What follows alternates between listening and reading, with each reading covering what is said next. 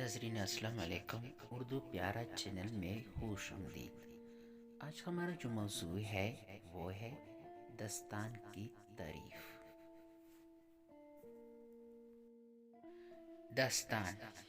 دستان سے کیا مراد ہے؟ تو آئیے احباب ہم اس پر بات کرتے ہیں۔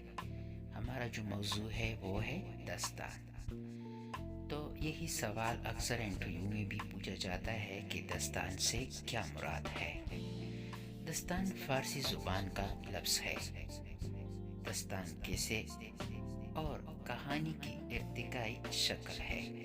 دستان تخیلاتی اور غیر حقیقی قصے کا ایک نام ہے جس میں پریوں کی کہانی اور مفوق الفطرت عناصر بیان کیے جاتے ہیں۔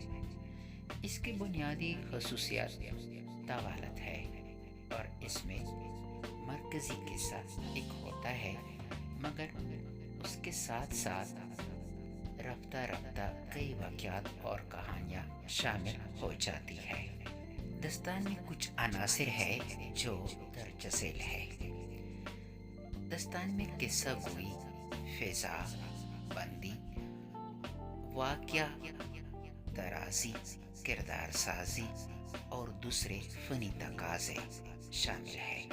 مثلا پلاٹ ہے، طوالت ہے اور مفوق الفطرت عناصر دستان کے ضروری اجزاء سمجھے جاتے ہیں بلکہ شامل ہیں۔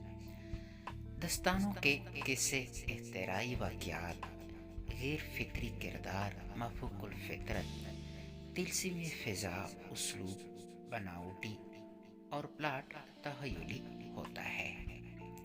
دستان کے بارے میں پروفیسر وقار عظیم نے کچھ اس طرح تعریف کی ہے کہ کہانی ایک دلچسپی کا مشغلہ ہے، یعنی کہانی دلچسپی کا ایک بہترین مشغلہ ہے۔ کہانی انسان کے ان کارناموں کی رویداد ہے جس میں اس نے اپنے ماحول کی کسی متصادم قوت کے مقابل آ کر اس پر فتح حاصل کی ہے۔ کہانی انسان کے احساس برتری کی تسکین کا ایک ذریعہ ہے۔ کہانی حقائق کی دنیا سے دور تخیل، تصور اور رومان کے ایک بیان کی تصویر ہے۔